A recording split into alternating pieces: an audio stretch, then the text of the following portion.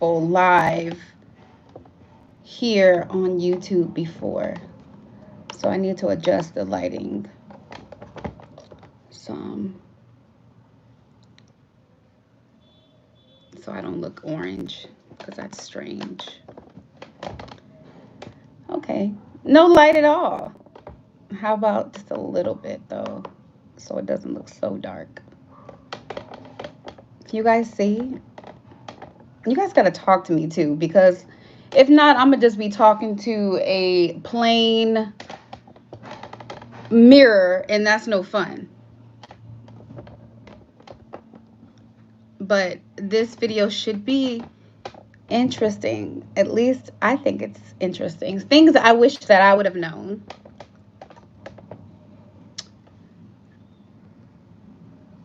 Oh, no. Okay. Hi. Okay. Oh, let's see if this is up there right. You know, things always want to work or don't work when you have something to do or you plan on doing something. You know, if you have an important phone call, kids start crying, they start cutting up.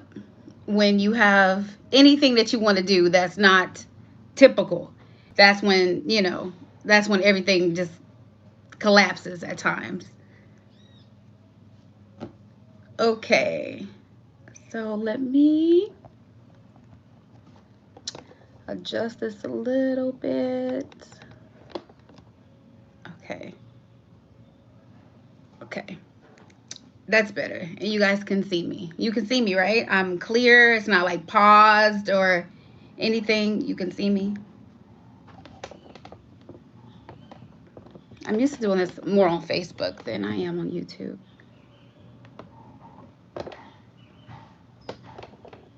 Okay. Yay! Happy Saturday, guys. Like, happy Saturday. I wanted to share a few things that I have learned since moving abroad that I think could be helpful for other people who are moving not only to Mexico, but just out. Um, the first thing that I didn't know was that here in Mexico, well, where I am in the state of Jalisco, a lot of the older homes have gas, like gas that you have to bring in. So a few weeks ago, you guys, some of you guys know that I have a chef that cooks dinner for us every night, and people ask me why I have this. It's definitely a luxury, but I spent 20 years cooking and cleaning for everyone else. That this is my turn and I deserve it. I deserve this. So, we have a chef cooking for us, and she said, "Michi, there's no more gas," and I couldn't understand what she meant by "there's no more gas." There's no more gas. What do you mean? There's no more gas? Well, here they deliver gas to you from these big tanks, and a hose comes up and fills up your tank, whether it is on your rooftop or in the back. If you live in an apartment, it's gas. I came from LA in the city, and we have either gas or electric. And in my old house in Long Beach, we had electric. So I didn't know that gas had to be delivered to the house. And there's no appointments here. Like, they literally ride around with little with little, I don't want to say sirens, but like little, what do you call them? Like megaphones, and it says whatever the company is. Now, when I first moved here, I thought that was, odd. Like, they just drive around just yelling out stuff, right? I didn't know. Well, I had to find out because I had no more damn gas. Like, I didn't have any gas. No one told me that actual gas was needed. So it cost about 2,500 pesos which is about 200, no,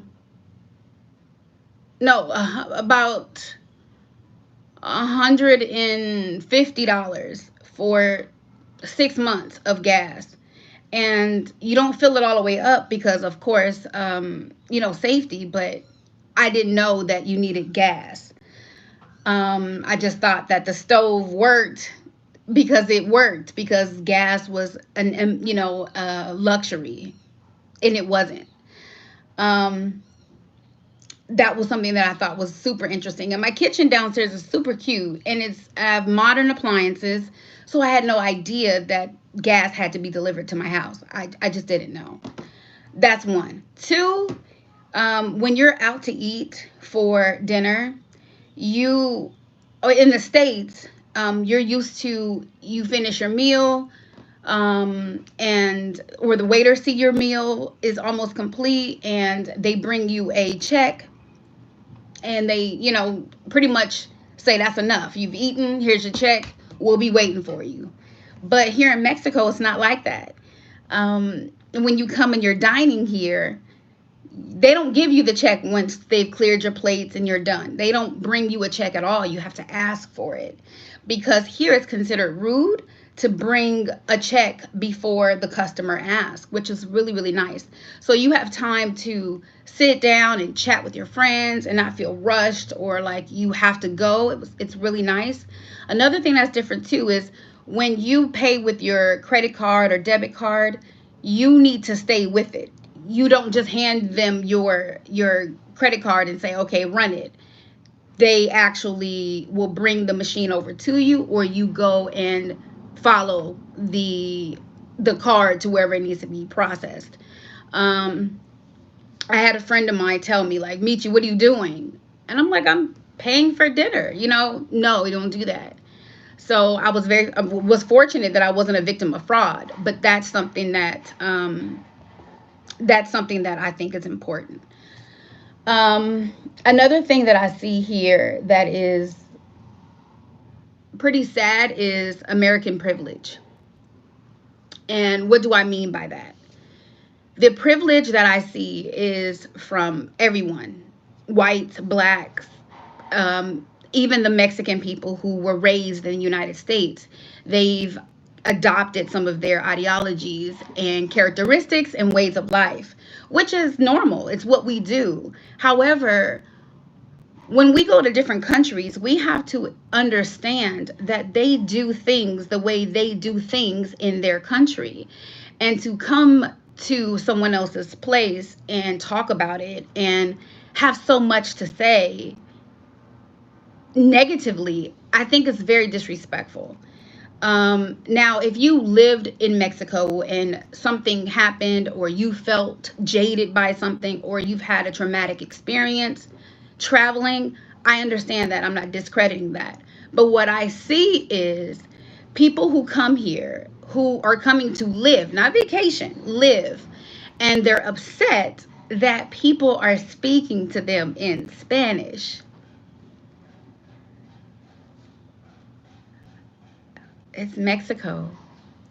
It's Mexico. Um, Last week I took that whole week and traveled around just a little bit. I went to Mascota, I went to Tonalá, I went to Telepaque, I went to Guadalajara, and on Facebook I shared a bunch of photos and how extremely beautiful it is, and the food is incredible. But you have people who come here and they are so disrespectful to the local people. And it's very, very hard to watch without wanting to, you know, intercede on their behalf. But I have to be very careful because, again, I'm a guest in this country and I don't want to get deported for someone else's ignorance. I don't want to do that. So it's important for me I don't want to call it sanity, but to keep some type of tact about me, because sometimes I just want to hit people in the throat because it's just downright disrespectful. Um, Another thing that I see a lot, and there's a lot of people who are interested in moving to Mexico. And of course, we want to know the cost of living, how much things cost, grocery stores, bills, things like that. But to compare the United States dollar to the peso is unfair, because what I see is a lot of Americans and Canadians here putting down the peso and being very, they degrade it.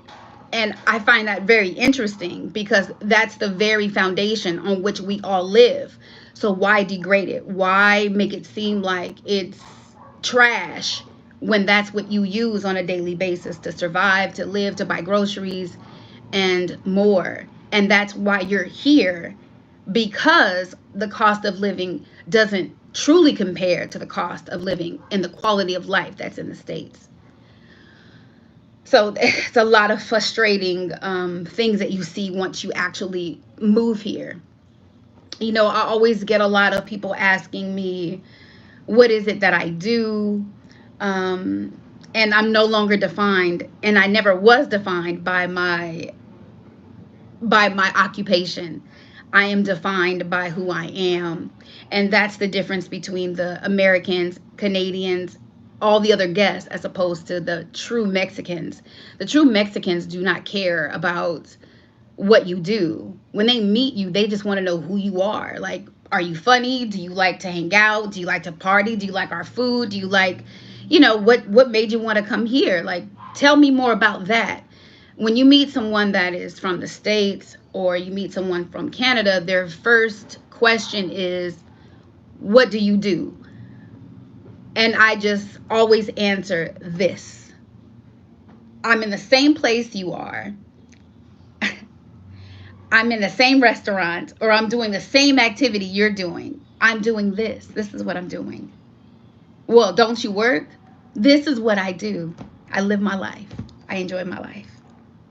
And they seem so perplexed that this is what it is that I'm doing. They seem so perplexed. Like, okay, no. What is, like, you must do something. Like, did you hit the lottery? Like, did you cash out? What happened? Why are you here?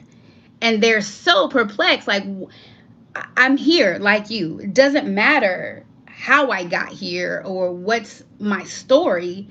I'm here like you. And I think that that's an issue, is that sometimes people come on vacation or live in a place and they try to own it by bringing their ideals from where they come from. And that's not how things are done here at all. And I try to keep myself in check, and I try to keep my own American privilege in check, by not being disrespectful, by calling things cheap. They're not cheap to the local people. I mean, if you really research on how much um, a regular worker is paid a day, you can't compare that to what a person in the States would make in a day. It's just, you're comparing apples to oranges. You know, people come and say, well, can I get a job there? If you have a work visa and you want to work hard and you want to, this is okay. Let me backtrack. And this is going to probably piss a few people off, but I hear a lot of stories about, well, Michi, why would you go to Mexico when all of the Mexicans are coming to the States? And I try to reiterate that they're not coming to the States because they hate their country. They're coming for the opportunity that America provides. Okay? America has free education. America has certain programs in place to offer those people who want help for the most part. I mean, we don't see it when you're in it. You know, you don't ever see anything when you're in it. All you can do is complain. But there's certain luxuries that are given to United States citizens and residents and visitors that aren't offered anywhere else. And that's what the Mexican people are seeking: the opportunity to be able to support their families the way you do, the way I did. They want to be able to work. So I hear people, black people, why they coming to take the jobs? No, they're coming to take the opportunities that you didn't want. Okay, you didn't want to attend school, you didn't want these things. And so when an immigrant comes to that country, they're coming in with a purpose. Many people are not coming in to just be lazy and live off the government's assistance. They're coming in with business ideas, proposals. They're ready to get all that the states has to offer. So that's why immigrants are so successful when they come to the states, because they come driven and they come with purpose, and and they succeed and they stick together. I mean, not only Mexican people, but immigrants outside of the US, they come in and they stick together. Here, unfortunately, I mean, with black people, unfortunately, that's not always the case. We're so busy backbiting and angry and mad that we refuse to love one another or accept one another, to try to get ahead. Like, we just don't do it. And I rarely see it. And if people do it, then it's usually because they want something or because they know you. For example, and maybe the young ladies watching, a couple weeks ago, I'm inside of a Chinese restaurant. I have my mask on, I have my gym clothes on, and I just look raggedy, no makeup. I still look like myself, just minus makeup. And I had a mask on. I'm sitting in a restaurant. I'm waiting for the guy to come over and bring the menu so I can order some food to go. And I look over and I see a black girl. I get excited. I'm like, oh, it's a black person. And I look at her and I look at her face and I'm like, she looks familiar. She looks like one of the ladies that just moved here, who teaches, that follows me on Facebook. And she just looked familiar. So I said, "Oh my God, I think I know you. You look familiar." And she looked down at me like, "Bitch, you don't know me. Like, what are you talking about?" And I said, "Okay, but you look familiar." And she just kind of like,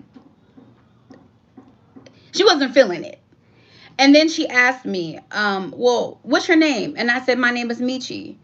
And she said, "Oh my God, I know you from YouTube. And then like her whole energy changed.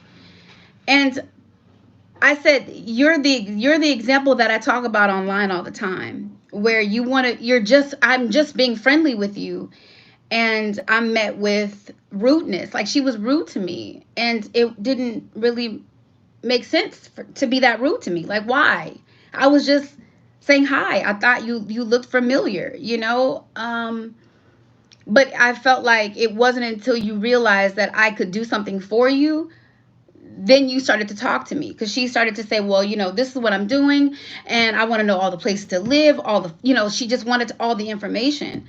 And I just felt like I was just talking to you a second ago, and you could care less about what it was I was saying. It wasn't until you thought you could get something from me that you wanted to know me.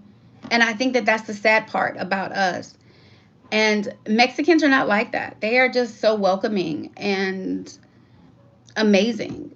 Everyone that I've met, my neighborhood, my neighbors, I walk down to the store, I go to the grocery store, everyone speaks. Everyone says hi. And if they don't say hi, they at least give me eye contact. And they don't no one owes me anything. No one owes me a hi, no one owes me anything, honestly. But it's just nice to feel that type of welcome. I always get asked, am I seeking out other black people that live here? Am I seeking out the indigenous people here? And the answer is no. Um, I don't want to seek someone based on their complexion. I don't want to seek anybody because they're black. I want to seek people who are good. I want to seek people who share the same ideas and values that I do, not just because we share the same shade complexion or we're both black that we're supposed to get along. That's not it. So, people tell me how I'm not true to myself because I'm not in Africa. And I keep trying to explain that I did not fit in Africa. I did not fit in. And until you actually have been to that continent and traveled throughout some of the countries, will you understand what that means for me. And there's some people that don't fit in Mexico, and they don't fit in anywhere else except where they fit in, and that is fine and that's okay. But you have to go where it is that makes you happy, and you can't seek something or seek refuge just because you think that people share your same complexion and that everything is going to be hunky dory. That's not true. So moving should not be based on race. It should not be based on anything other than what makes you happy.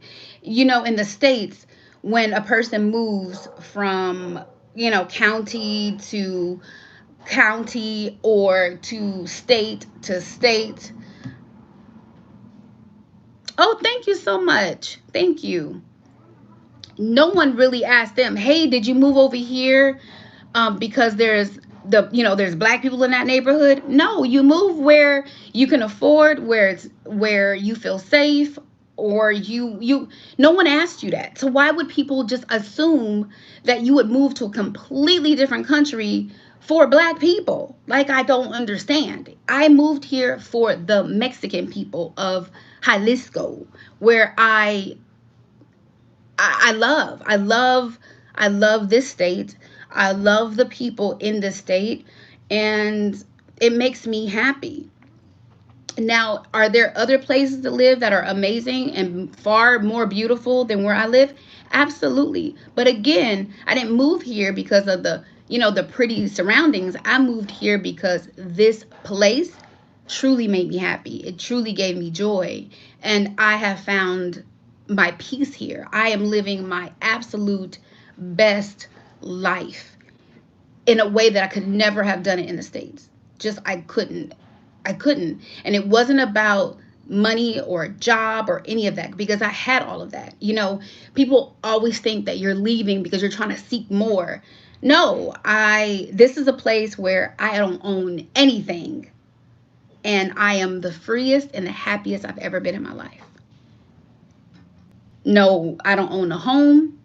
I don't own a car. I own my things and I own me.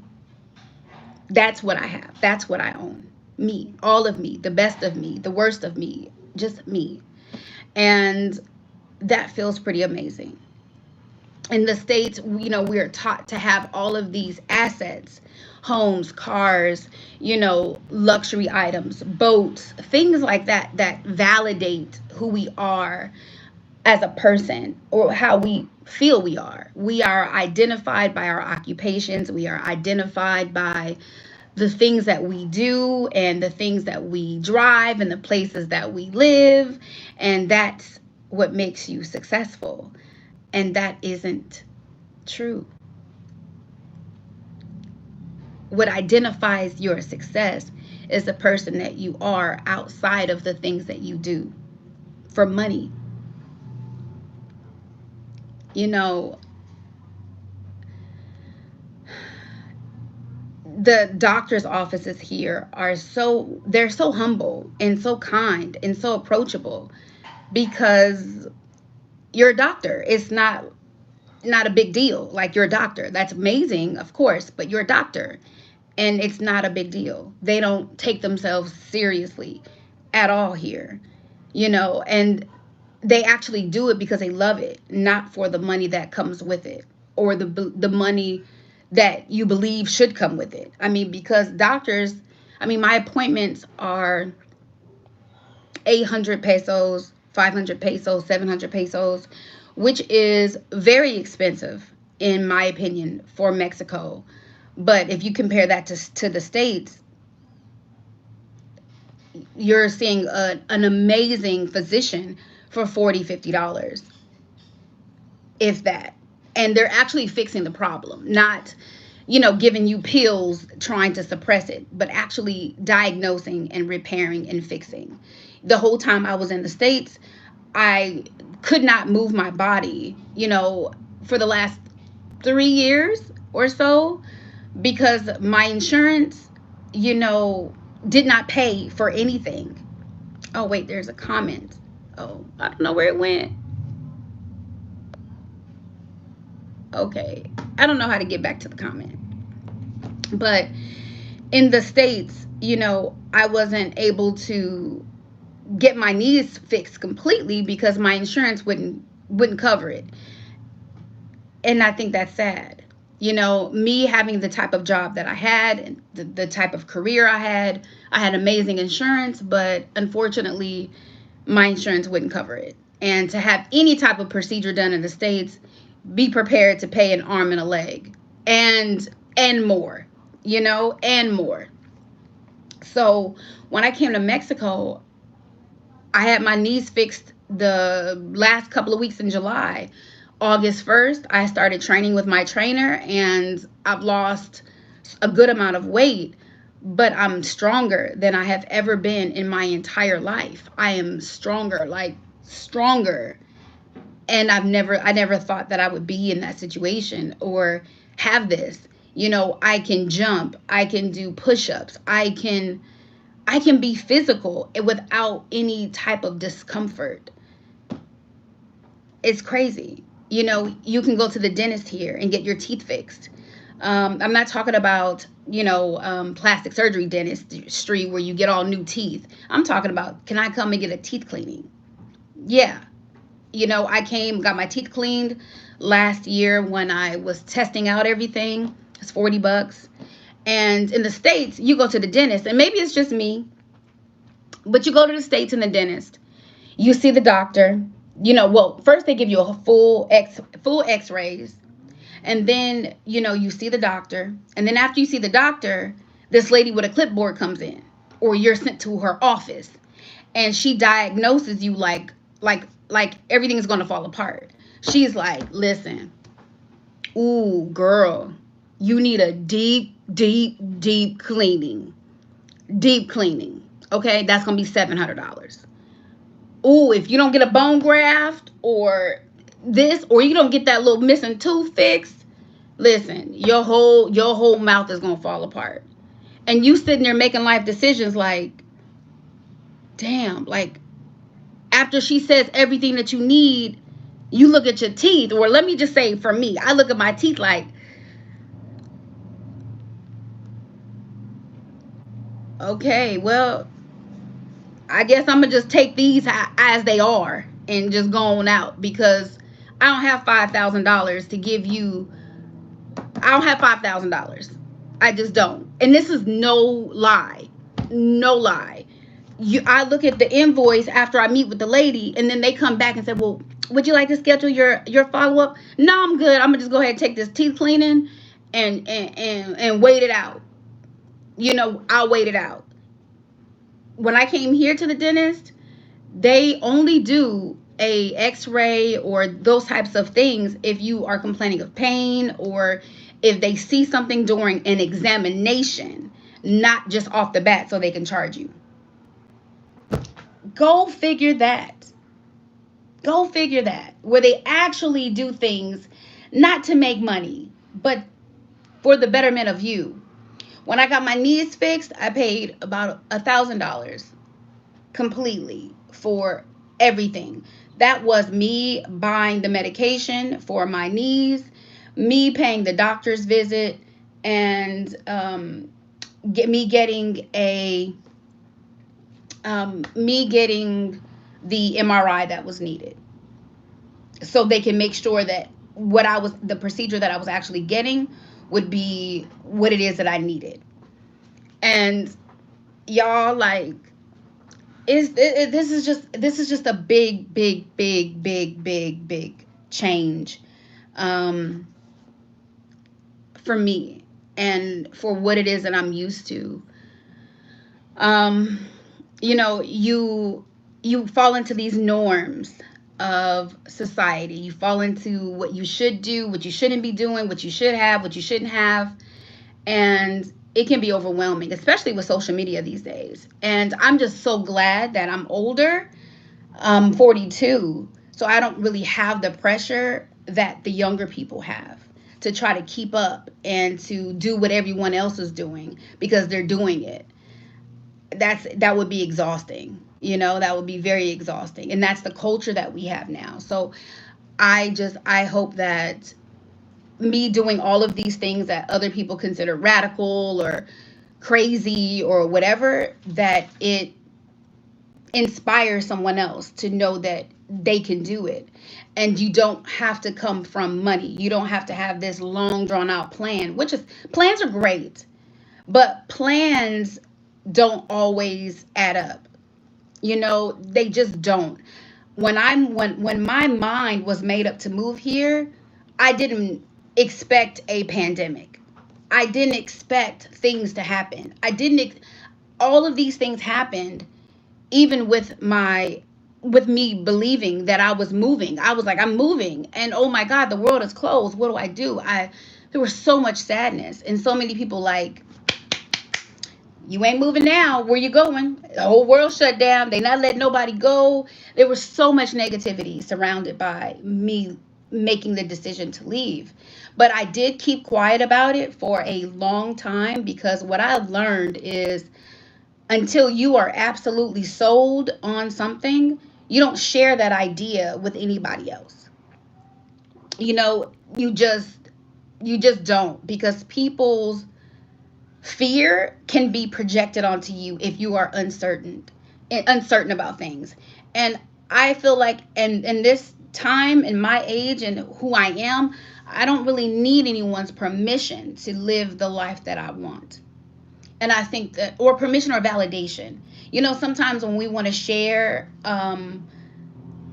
our ideas with people, we're looking for their support. We're looking for them to say, "Oh my God, girl, that's an amazing idea. That's so smart. How did you think of that?" It's validation, and we're looking for it from the people that we think are in our corner, and really care about us.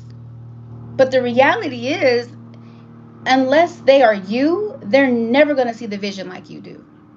You know how many names I was called and how many people said so many negative things about me moving when I did. And 90% of them came from people that looked just like me. Black folk, black people. Not the white people just was like, hey, nigger, take you and the rest of them and go. That's what they said. And the Mexican people said, welcome to Mexico. Black people dragged me all over the internet. They dragged me. Just, she's stupid. Good luck. Why would you move over there where the cartel is? They gonna kill you. They gonna rape you. Mexican men, they have a fetish for black women. They gonna kill you. They'll kidnap you and kill you. And I just shook my head. And I understand that the media, portrays Mexico in this dangerous, crazy light, and I get it. But there's no way in hell that I would move to a place that is completely unsafe and I felt my life was in danger. I mean, I just wouldn't. Why? Why? Why would I leave an amazing neighborhood, a fantastic career, my friends, my family, my kids, everybody behind for something that is unsafe and I'm watching my back all day long? No, I wouldn't do that. That's not smart. But it's amazing how people can project their ideas and ideals onto you if you allow them. So that's why it's really important for you to have your own mind. Do your own research about what it is you need. You can't go by what that person said or that person said or what he said. You know, they told me that I wouldn't, I don't know why you're going through the residency process. You can just stay on a tourist visa for 6 months. Yeah, but the pandemic taught me that they kick you out if you're not a resident or you're not a citizen. They kick you out. Not only Mexico, but everywhere. If you wasn't a resident or a citizen of that country, they did not have to allow you in. And I didn't want to be in limbo from, I'm not a tourist. I live here. My house is here. My things are here. I'm not a tourist. I live here. And of course, I mean, it took me 7 months, but I'm just, I'm glad that I got it. Because if I had listened to other people say, just do a tourist visa, I would be asked out. I would be completely asked out. So if you're going to go and stay in a country, do it legally. I mean, and I learned that from my job. I have to do things legally because what do I look like being here when there's many people here that are here illegally. Many Americans and Canadians that just said, you know what, I'm here and I'm gonna lay low and hope that no one asks me anything. That's the truth, you know. But I don't want to hide. I want to live, and if I want to live, then I need to do things the right way. Do you have dual citizenship? No. I don't have citizenship yet. It takes 5 years to get citizenship here. Um, and then at that time when I apply, then I'll be able to get my Mexican passport and be considered a Mexican national.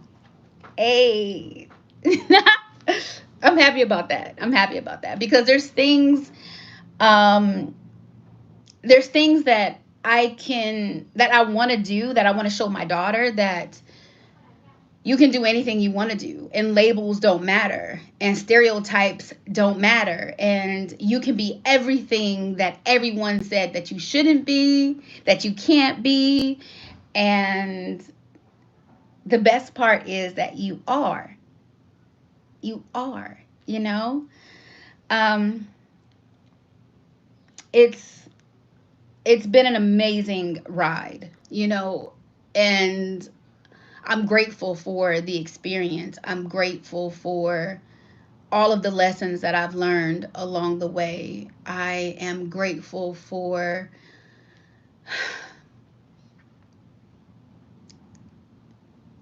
having this opportunity to meet incredible people that actually love me,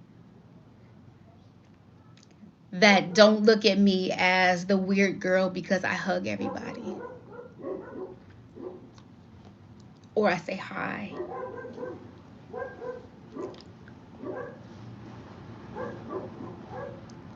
or I call someone pretty or handsome.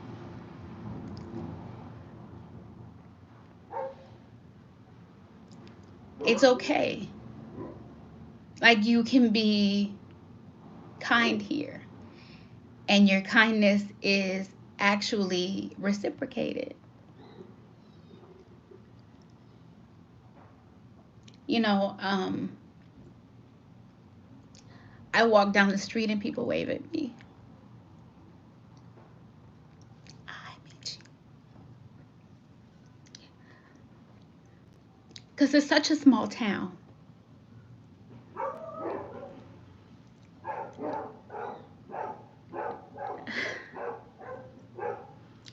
There's going to be a time where I'm not emotional about this. It's going to happen.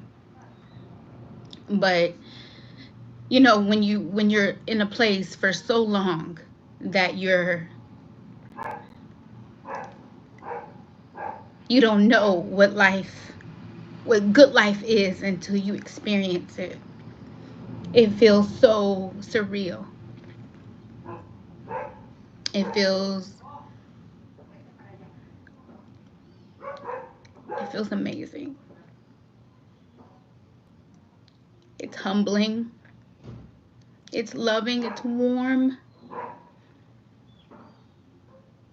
It feels right.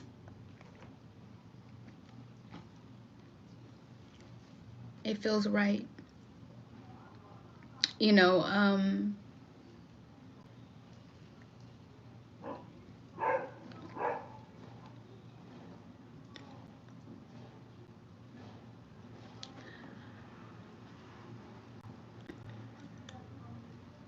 I want everyone to have the best experience of their life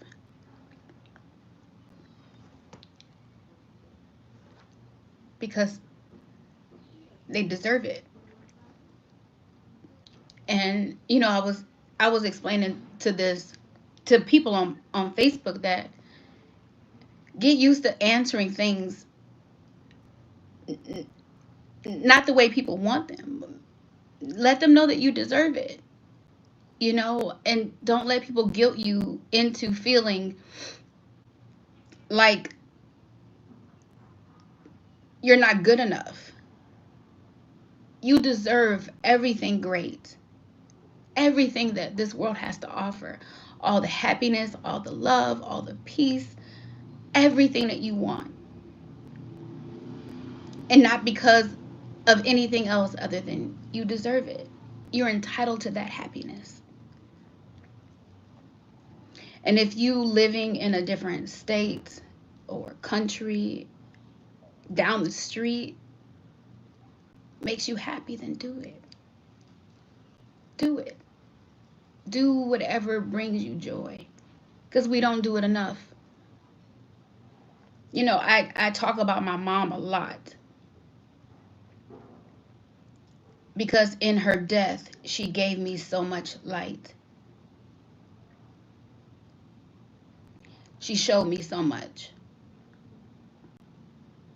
She worked so hard and gave everything to everyone and never gave to herself. Never.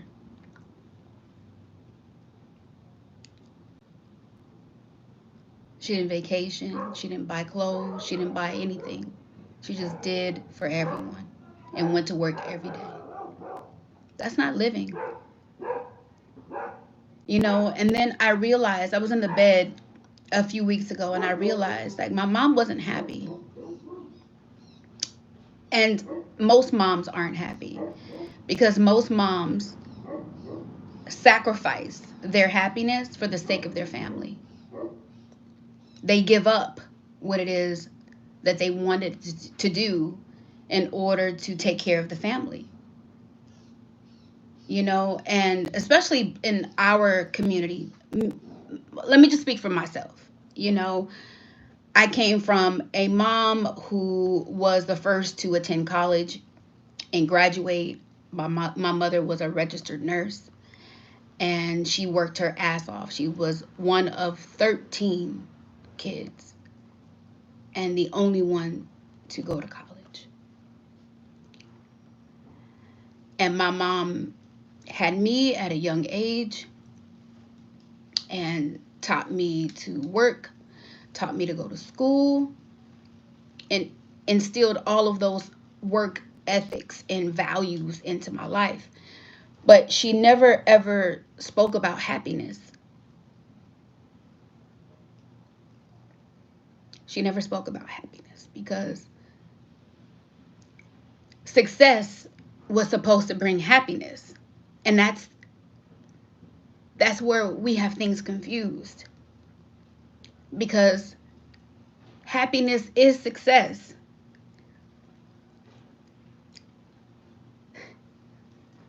And I want my daughter to see what happiness looks like. I don't want her just to see work, work, work, work, work. I want her to see what joy looks like, what happiness looks like. And then she'll know what true success is.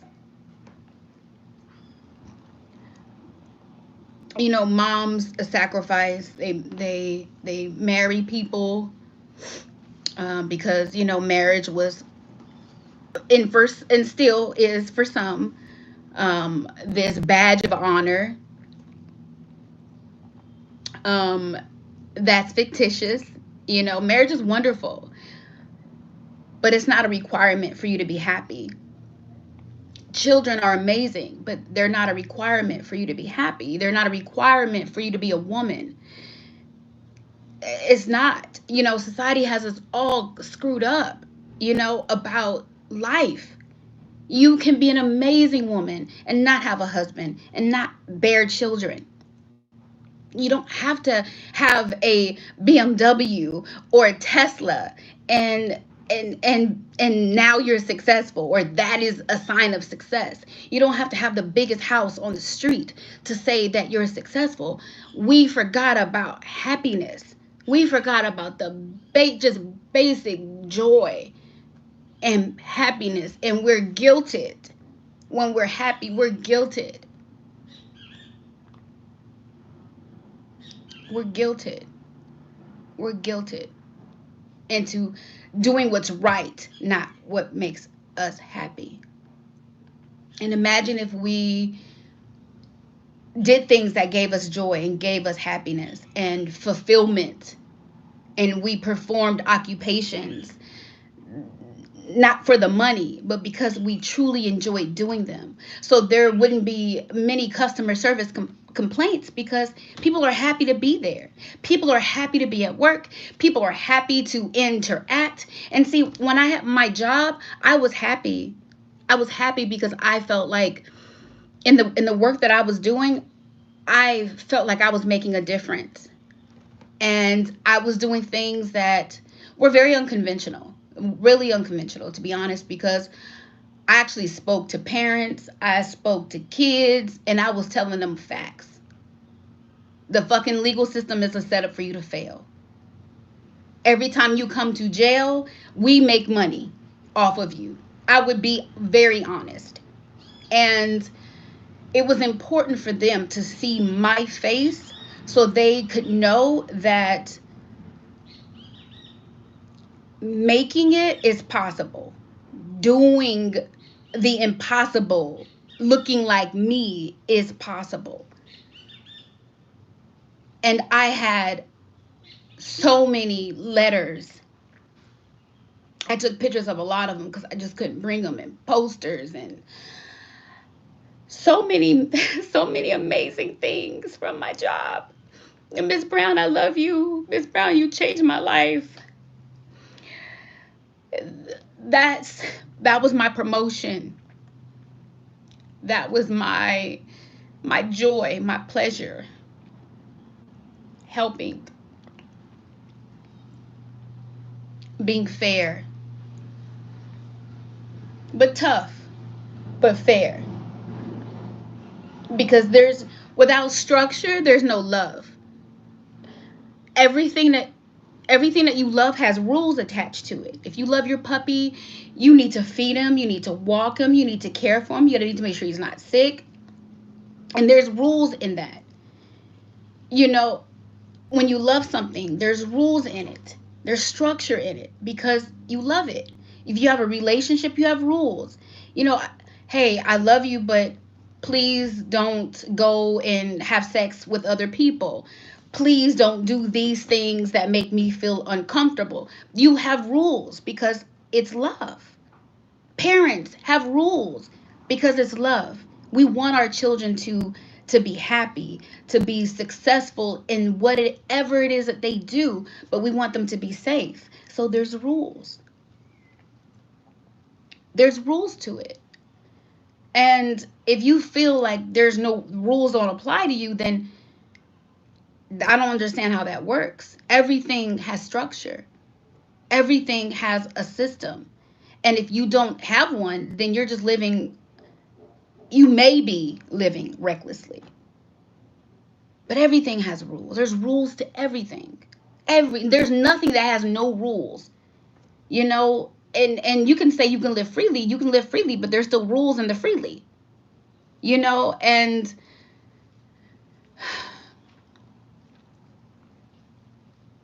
I don't know.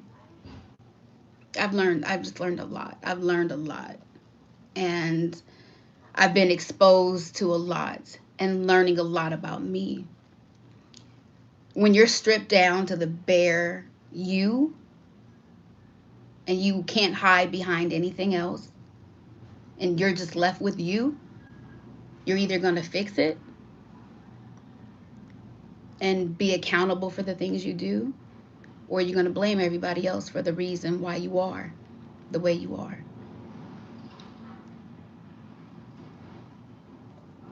No, I accept all of the things that I've done wrong. I've accepted all of the flaws that I've had. And at this point in my life, I just want to help other people, other women especially, to know that they can thrive, they can succeed, but more importantly, that happiness and joy is free flowing and available to you forever.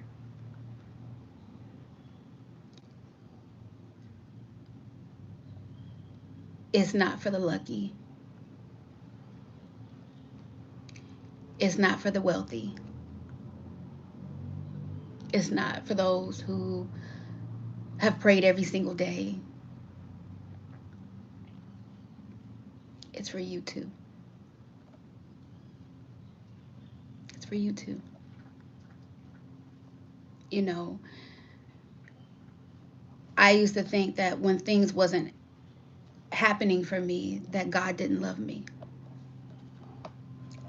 You know, because the older people in the church tells you if you don't have faith, nothing happens. And I prayed until my knees were bloody. Nothing changed. I felt like God didn't hear me. I was loud. I was sincere. I cried. I prayed. I put oil on my head and I tried. But it wasn't enough. I had to understand that God loves me the way he loves me. And not because I am the best Christian, or I pray the hardest, or I know the verses, or I am a religious church leader, but just because I'm me. I am this imperfect being that he loves despite everything.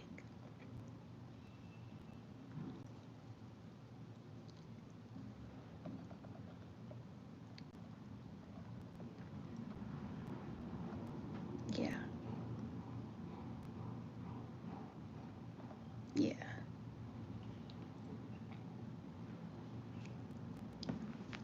And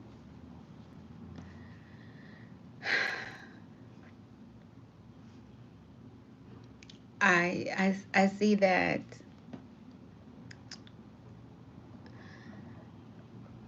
I feel and I see that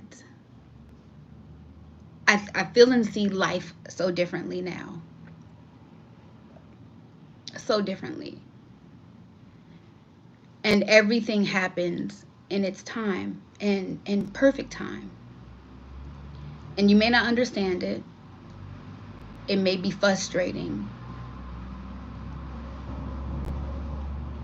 But you'll get to where you want to go and you'll get to where you want to be. But you have to believe it, even if no one else does. You have to believe and trust in yourself, even if no one else does.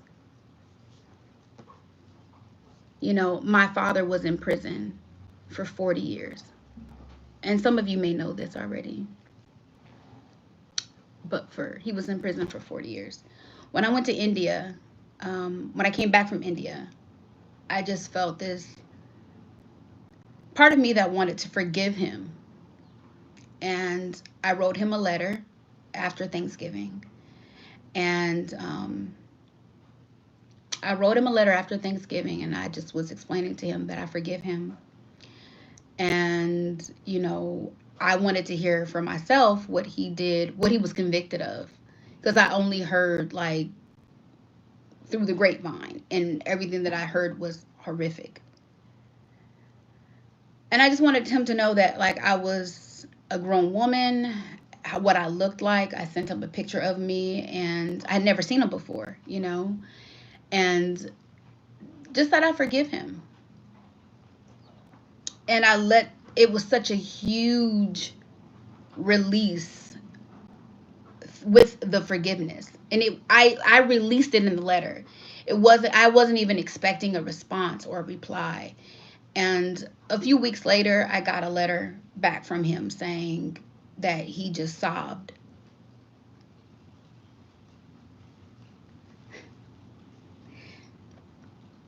And he felt like I was his guardian angel. And I just appeared out of the blue, because I did. I was 38. No, 30. No, I was 40. I was 40. I'm 42 now. I was 40. And I just wanted him to know that I'm okay. I'm all right. And he told me that I was his guardian angel, and he cried. And, he wanted me to know that the things that they said about him weren't true. He didn't do any of those crimes. And I started asking him questions afterwards. And within 6 months, my father was released from a life sentence without the possibility of parole. He's free.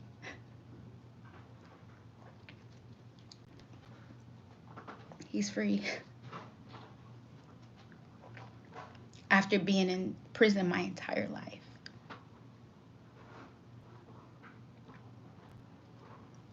So I got to see him for the first time on Father's Day. I surprised him. Well, he knew I was coming, but it was still a surprise. I wanted to see if his face looked like mine, if his eyes looked like mine, if we shared the same noses. Was his smile like mine? Was his lips like mine?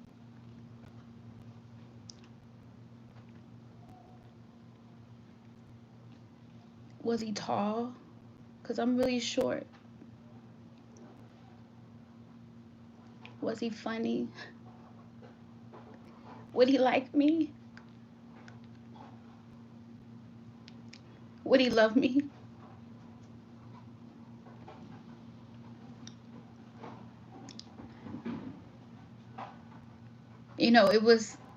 It was so much. It was so much to take in and feel, when so many parts of me felt so broken.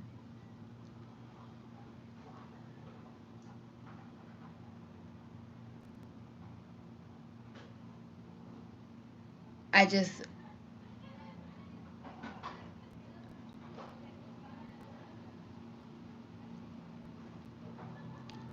That's why I talk about forgiveness a lot, because there's so much power in forgiveness, and not allowing things to hurt you forever, letting them go, and releasing the power that and control that those emotions have over you.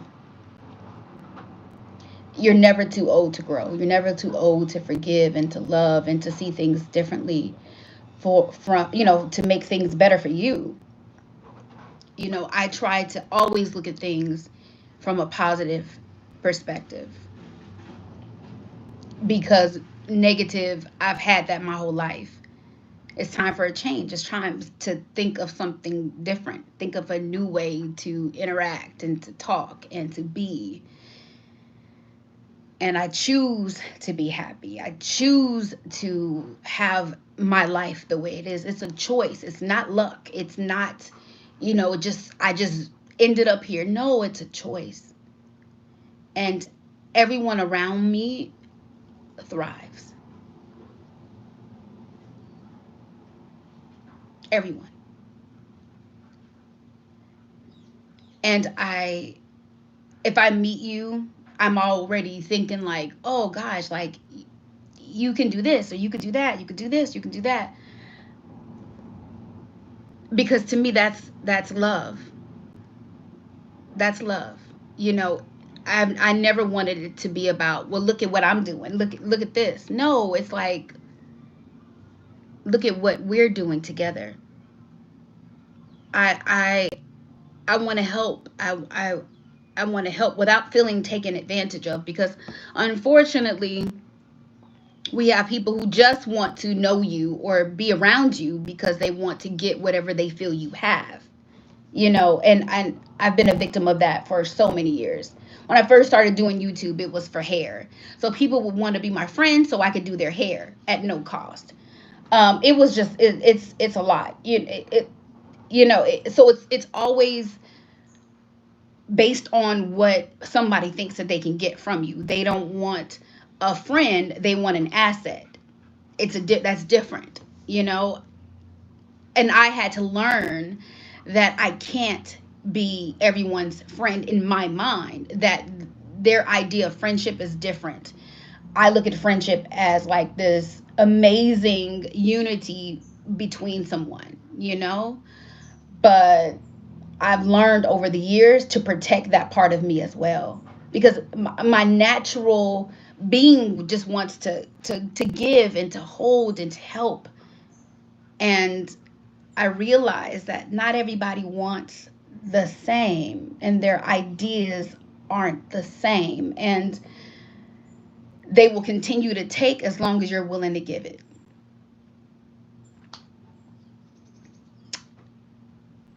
Yes, I know that.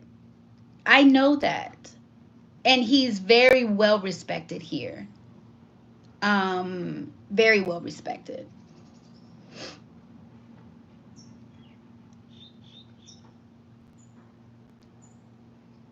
And it's interesting on how I used to deal with that. I used to cry and feel so used and abused. Like, why are these people doing this to me? Uh, and I realized that everybody that I've come in contact with that I thought was like my friend, and we're no longer like sharing the same space, they always come back and say, you know what, Michi, I'm sorry. I wasn't in the right place to accept the kind of love that you were giving. They always come back. I've never had anyone like stay away and be mad at me or hate me, other than people that they just hate me and they don't know me. They look at me and they automatically come up with something about me. But if you see me in real life, I'm really like this. Like, this is what you get. Like, if anything, I'm a little bit more personal. I'm like, probably strange because I'm like, hi, like I get all excited with people. It's like, oh my God, hi, and I hug, and I'm just strange. But I just love people. Like, I love people, and they always come back. Ex-boyfriends, when the CNN story was released on me, y'all, I had a friend from my best friend from the I want to say 6th grade, reached out to me like, hey girl, like, where you been? Literally, like, there's nobody that is like, fuck her, I hate her, she makes me sick. Nobody. Even people that I have told them, listen, I am choosing not to be your friend anymore, I can't go forward with this, whatever. They still, yeah, they did a story on me last year. in August. If you Google the girl who packed her bags, I'm sure I'll pop up. And then that's why I was telling you, like, the people who look like me drug me across the internet. Like, there were so many blogs, so many people having an opinion about me moving, telling, saying how stupid I was, calling me a coward, that I would leave, the states and not fight for my people. Like, it was just a lot. It was just a whole lot. You know, just it was a lot. Like, it was a lot. And I even in that, it it didn't really matter. Nothing changed in my life since that happened, other than more people talking to me and asking me a million questions, very intrusive questions at that. Like, why are you so fat? Um, are you eating all of the beans and rice? Just craziness. Like, what do you think of this? Who thinks of this stuff? Who thinks of this? Who does? I'm literally just sharing what it is that works for me. And people are like, oh, pro black this, pro black that, and I get it. I love that. But it be my own people that it's my own people that drag me. It's my own people that do shit that don't make sense. Like, it be my own people, no one else. It be your own people. So it's like, come on, man, give me a break. How come you didn't move to Africa? You stupid bitch. Why didn't you move to Africa? Oh, let me go ahead and go back. Oh, because you don't even have a driver's license, possibly. And you probably don't have no money. So shut the fuck up. And you go where you want to go.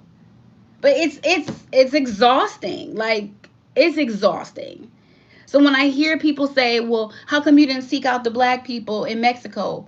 I don't seek out black people in the States. I seek out people who share my same energy. I seek out people who love people like me. I don't want to seek out people because of their complexion. Oh, we friends because we black, or we not trauma bonding either. I'm too far gone to trauma bond. Like, those days are out. No more. I I don't have, oh, girl, he did that to you too. He did me too. Let's be friends. Nope. None of that. Like, none of that. No trauma bonding here. No, I don't want to be your friend just because you black. I don't want to be your friend just because you white. I don't want to be your friend because you Mexican. I want to be your friend because you're a wonderful human. That's it. Not based on anything else, just humans.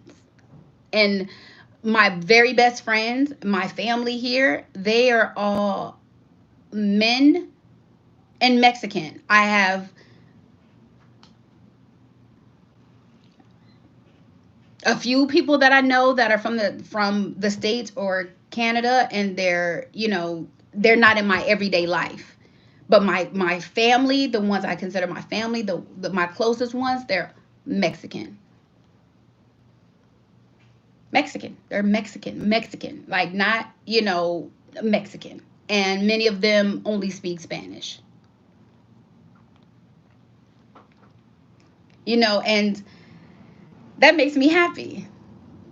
I get to practice at school, practice with my friends, and you know, and get better at being fluent in Spanish, which gives me so much joy.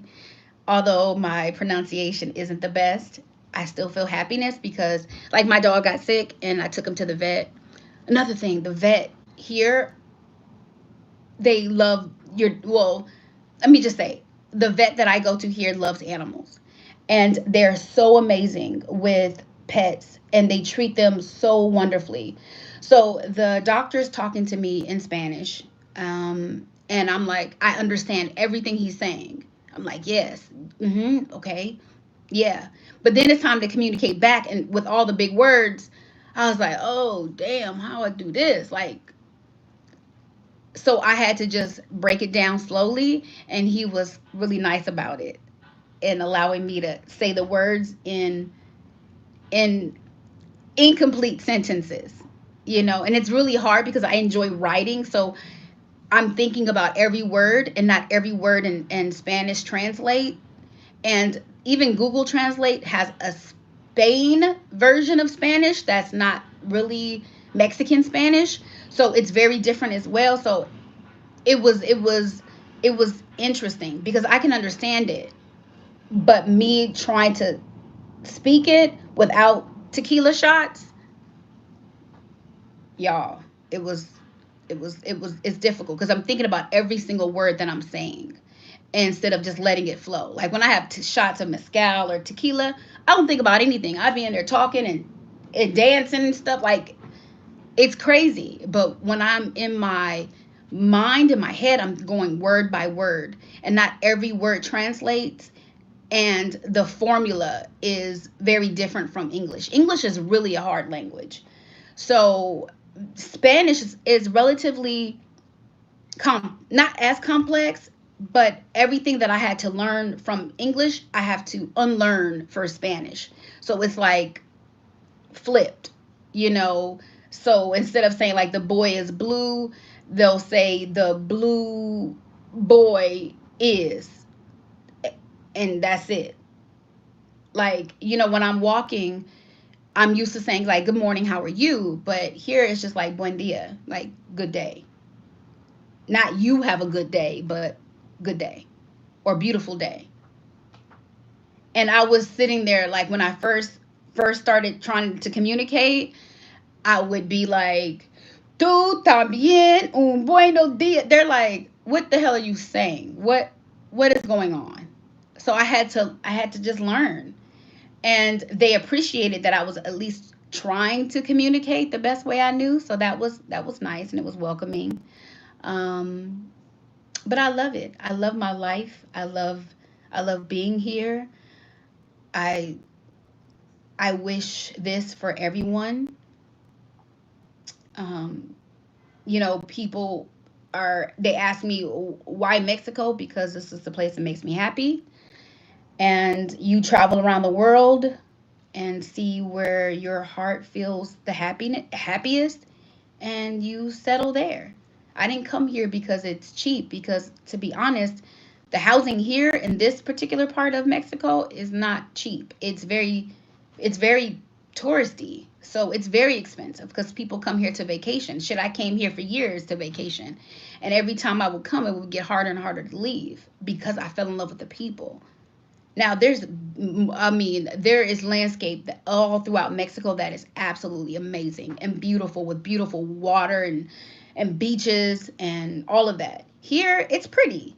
It's a pretty place. I love the mountains. I love the rivers. I love the ocean. I love the people. I love it. I live in a traditional Mexican neighborhood. I love my cobblestone streets. I've learned how to dress, and all of those shoes that were cute. Listen, I learned a very valuable lesson. Don't try to be cute in these Mexican streets with shoes on. So now I wear only fit flops or sneakers all the time because these cobblestone streets are undefeated. Okay? They're undefeated. And I ain't got time to be falling and tripping and all of that. So I wear flats, sandals, flip flops, sneakers, especially when I'm going to the gym. But right now the gym's closed until February 3rd. I'm sad about it. But I'm working out with my trainer online, so I'm okay. Um, yes, I still have Spanish school. I still have Spanish school. I start back to school next month. Very undefeated. Very undefeated. Now, do you guys have? Oh God, I've been talking for 74 minutes. I'm sorry, y'all. I really didn't think it was gonna be this long. Oh my God, that's all bad. I'm sorry.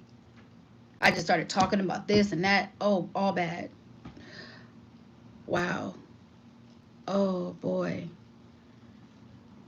Wow. Sorry. Uh, does anybody have any questions? before I log off. I didn't know I was talking that long. I had no idea. No questions? Oh, thank you. Oh, you guys are so nice. Thank you. That's so nice. I wish I knew how to. Hey, Long Beach. Where do you live in Long Beach? I used to live in Bixby Knolls. Oh, thank you. Thank you so much. Thank you. You're so kind. So nice of you. So nice of you. Okay. Does anybody have any other questions? And then I'll hang up because I literally been talking for so long. So long. Oh, awesome. Awesome. Awesome. Yes, I have to be comfortable. Yes, I've been to Tulum. Tulum is like mm, flying from here. I would have to fly to Mexico City, and Mexico City, then take the plane to Cancun, and then drive like 2 hours to get to Tulum. It's pretty far, but I've been, and it's before all the hype, and it's a beautiful destination. It's a very beautiful destination, and a lot of black people live near Playa and Tulum and all of those places. It's a beautiful place, but for me, I'm a busybody, and I need to be where activities are. I don't want to drive 4 or 5 hours to reach anywhere. So that's another reason why where I live is perfect for me, because I can walk everywhere, and it makes me happy. I could even walk to the Malecon. I can walk to the beach. The beach is 10 minutes up the road. Um, if that, I can I can literally do whatever I want, and it's right here where I am.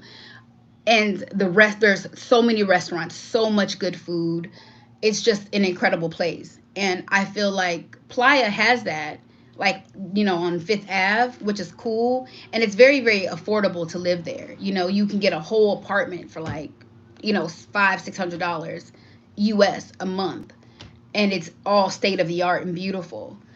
But for me personally, I don't want that. I want a traditional type of housing. Like, my house is it's very nice, but it's also very Mexican. Like, I am in my office now, and it's like an office workstation that I had um, built when I moved in, and you can see my little pretty little thing back there. And this is where, like, I do all of my work, all of my makeup, um, and stuff like that. And I want my house to have Mexican character. I don't want to live in a high rise like I'm in the States. Like, that's not Mexican living for me. I want to feel like I'm in Mexico. So my floors are terracotta, and I have just so much Mexican charm here, and I love that. I love, love, love, love, love it. Um, um, the housing and land here in Vallarta is expensive. Like, it's very expensive. And I personally, for me now, knowing who I am and what it is I want, I don't see myself buying anything anywhere, to be honest, because there's joy and freedom of being able to move around. Like, if, let's say, because this is going to always be home, but let's say I want to go and live in Thailand for 2 months, and live over there for 2 months, or live over there for 6 months, or I don't want to be tied to anything, So I don't. And here in Vallarta, especially, you have to constantly do repairs because of the humidity in the summer. In the summer, forget about it. You will lose 10 pounds just sitting down, just easily, because the humidity is undefeated. But I love it still. Like, I still love it, even though it's hot as little, like, devil's children's outside playing. That's how hot it is. Like, it's hot and it's humid, but I love it still. The water is so warm. It's just wonderful. I love it. I love being in the sun, even though I have to use tons of sunscreen because my skin fries like fried chicken. But I love it. I love the sun. I love it. I don't wear makeup in the summer at all, because why? It would just melt off. And my skin is good here. I have a amazing esthetician that I'm able to actually go to and get, my skin treated every 3 weeks. Could never do that in the States. Why? Didn't have the time, for one, to sit out to actually go to someone who would actually examine my skin and not just give me whatever they wanted me to have. Um, it's just, life is just better here. Life is better in Mexico. It just is, for me. For me, it's better. I'm able to do so much. Like my gym, I go to the gym. It's $15 for my gym membership. It was less, but now the peso is, the dollar has dropped in value. So I'm the dollar's dropped in value, so it's like maybe $18 now, or 17 to 1 peso, when it was 25 to 1. So you get more for your I was getting more for my money. So the gym was like $15 a month, and it's amazing gym, amazing. My esthetician, I go to her every 3 weeks. Like I said, I have a housekeeper.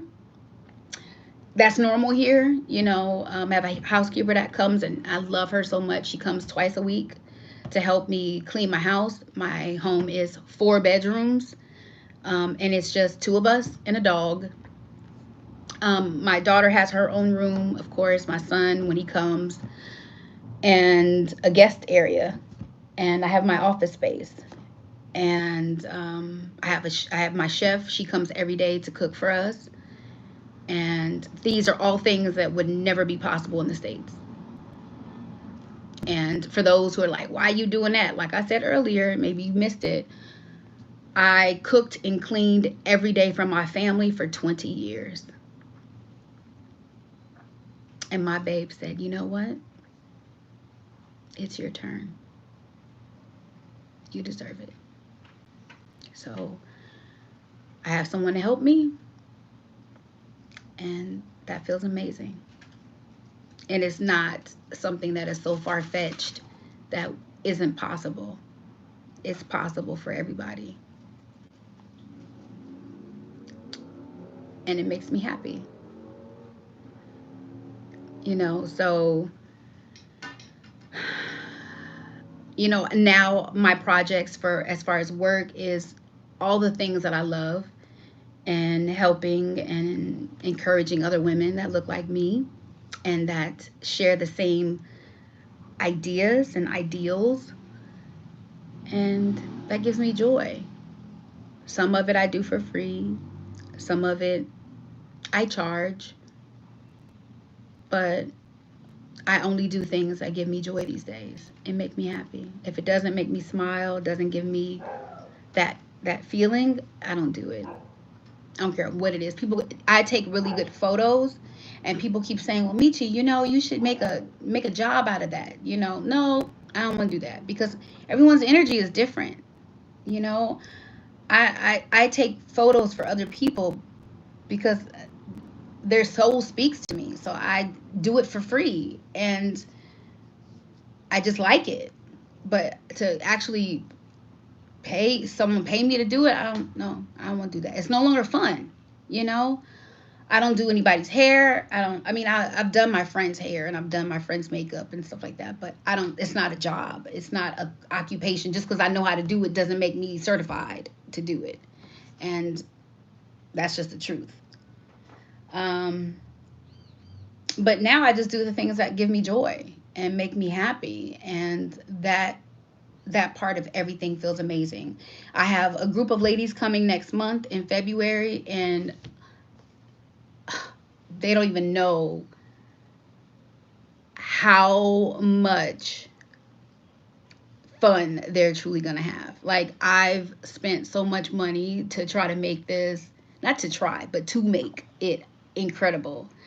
Like my ladies that came for my celebration in October, we had an amazing time. I love them. I feel like we're all best friends. Like, in my mind, like, we're all best friends. I love you all. Like, they're my best friends.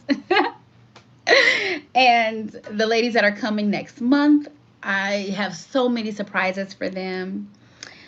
Um, what color did you use to color the top half of your hair? Oh, I don't know. You talking about this? These little pieces here? I just did like literally the top parts, and you see the rest is dark. So just this part. So you would, if it depends on how light you want it, but I just put a little bit of bleach, and this closure is a kinky curly but very tight afro. Um, very tight afro curly, afro kinky curly. And here it's more of a very loose kinky curly. But I wanted it this way because you see that the volume comes from here. So it causes it to fall beautifully and give you more of a natural feel without it being like a big ass box. So, and I mean, y'all see I change my hair like every other day, short, long, ponytail, updo. I think that's important too. Don't move someplace where you're gonna be miserable because you can't get your hair done or you don't know how to do it yourself. Be prepared for that. Um, so I'm sure my neighbors be like, "Who the hell is that?" But I'm the only chocolate girl that's over here. So oh, that's Michi. Long hair today. Short hair today. Okay. Pixie cut today. Okay. Okay. Oh, colorful makeup today. Okay. No makeup today. Like, that's literally, you don't know who you getting. You know, you just don't know. I look different in every single thing I put on. Everything. Nothing looks the same. But I've had this wig for um, I don't know, maybe 5 years now, I think.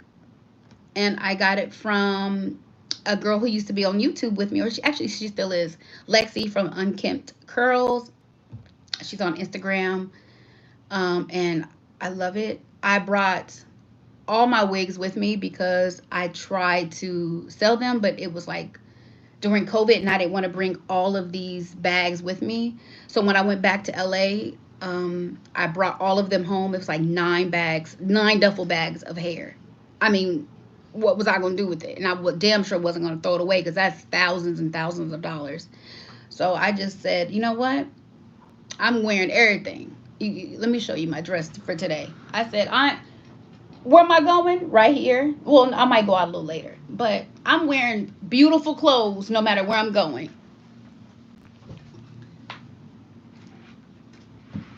So you can see what I have on for today, just in the house. Like, I refuse,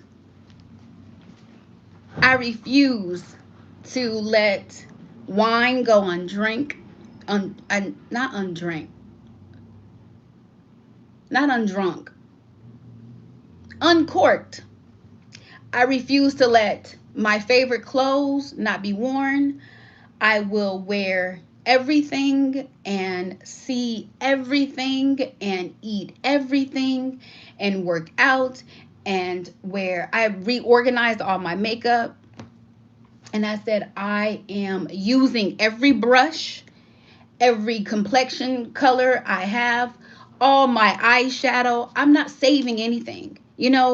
Parents teach us to save it, save it, save it for a special occasion. What happens if that special occasion never comes? and then you've admired this without even enjoying it. No, I am going to enjoy it all. I'm using it all. I buy something today and it's new and I like it, I'm wearing it. I don't care if I'm going nowhere, I'm putting it on. I'm putting it on. And I'm encouraging people. I had made a post yesterday or this morning, and I said, don't wait for a vacation to wear your favorite dress or to take photos. Y'all, if you follow me on Facebook, you know I will pose the hell out of a picture, and all I use is my tripod. That is, here we go, and that's it. My vacation.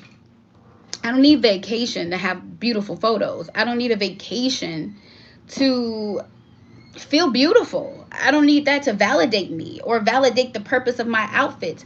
I will go outside and make that bitch flow in the wind if that's what I want that dress to do.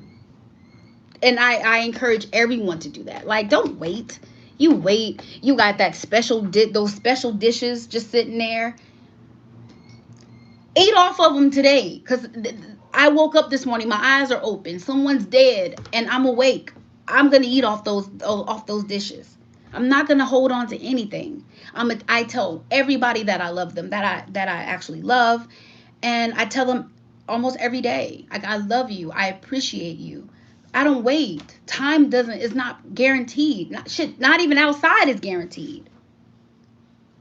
I don't take anything for granted. Nothing. Nothing. Nothing.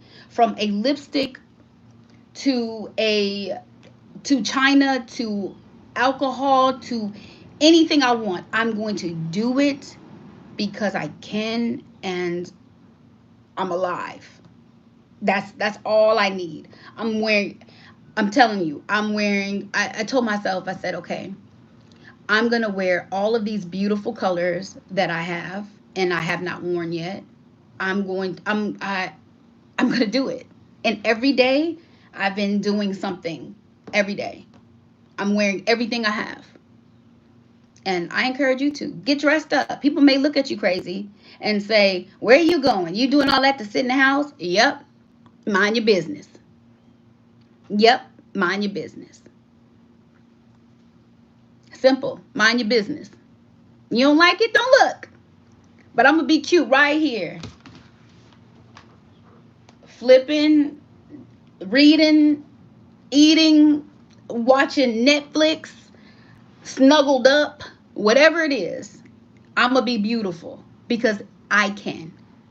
We sit in our sweatpants and our shorts, and our hair is a fucking mess, and it makes you feel, you don't feel good.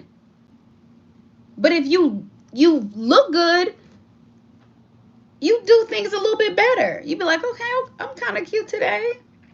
Okay. Because that's what we do naturally as women.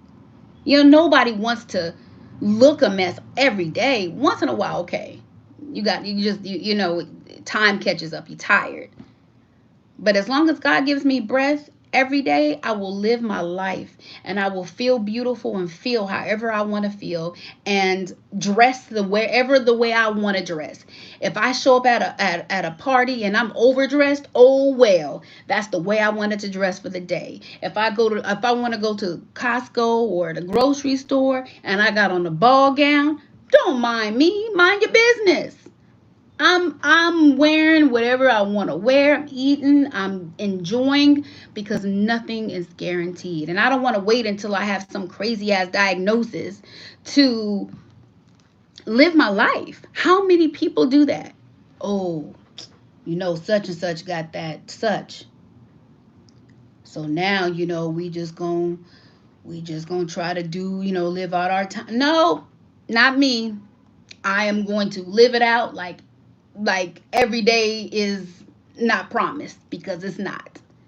I if you were around me, you'd be like, oh my God, Michi, where you going, girl? Here, down the street, going to buy some tacos.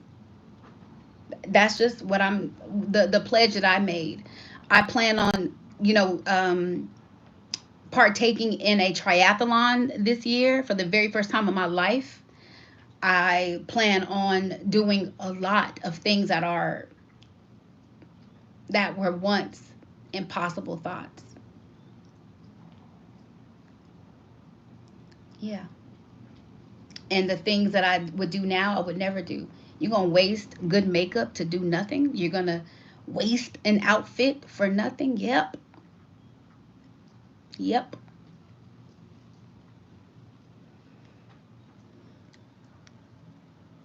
That is wonderful. You're going to really, really enjoy it. You're going to really, really, really enjoy it. It's the culture, the community, the love, the support is amazing. And, Mexico will welcome you with open arms.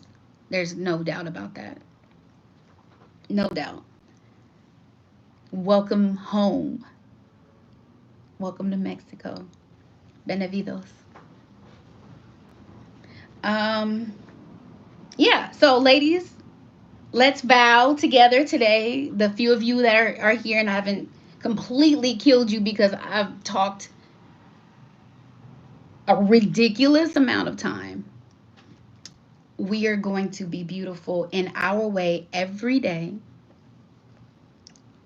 We are going to do our hair. We're going to do our makeup. Even if it's not the best job, try. Feel beautiful even still. Put on your good dress. Sit down, have some tea. Take that dish out that you only use on special occasions. Take those wine glasses. Pour yourself some soda, some juice, some water, and use it. Drink that expensive bottle that you were waiting to celebrate because you opened your eyes. That's celebration enough.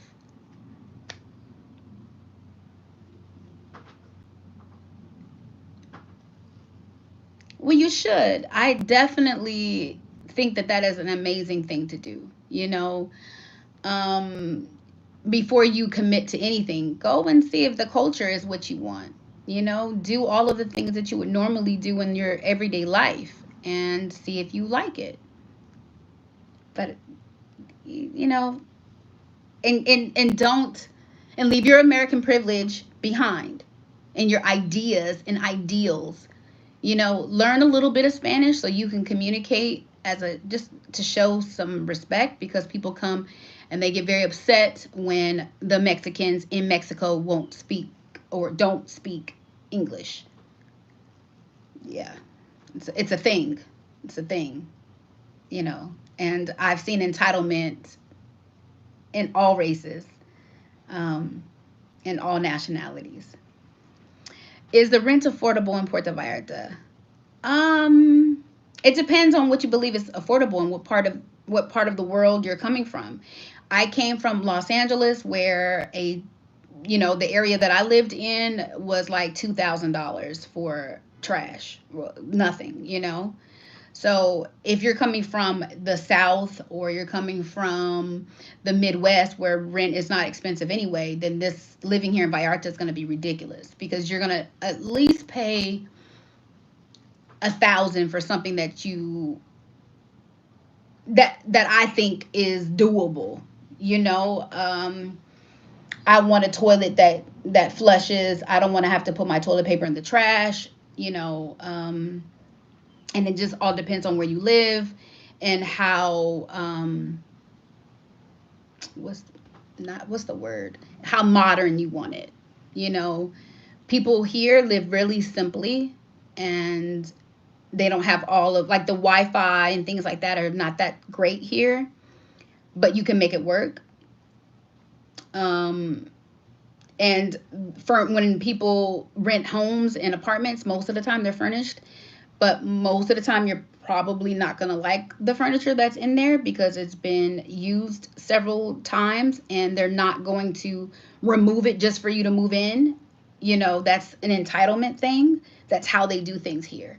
You want to make sure you have a real estate agent and you don't do it on your own, um, because there's things that you don't know and that are very, very important. There's no money back here. Oh, you know what? That's what I did not do. Oh, okay. I'm gonna say this one. What's one thing here in Mexico? Time. They don't operate on the same time system as you would think in the states. Okay, so if you hire somebody to come and do work, he may not show up. Okay, he may not show up. He may not call. But then, well, 2 weeks later, he'll come at your door and be like, "I'm here." Yeah, that's the thing. Can't get mad about it. Okay, you can't get mad about it. You just gotta.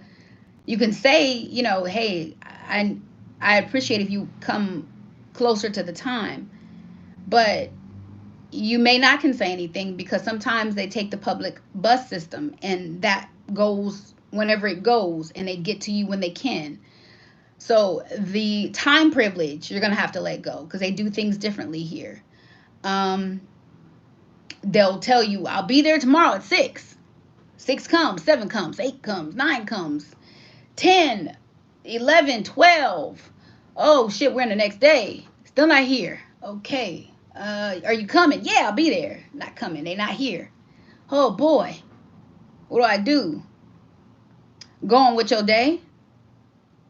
That's what you do. Don't be upset or angry because that's the way they do things here. Time is not of the essence. It's like, I'll get to it. And it's frustrating at times, but you got to understand that if you let that go, you'll have a much better experience. Don't be all pissed off, and don't expect the same American luxuries either. Okay.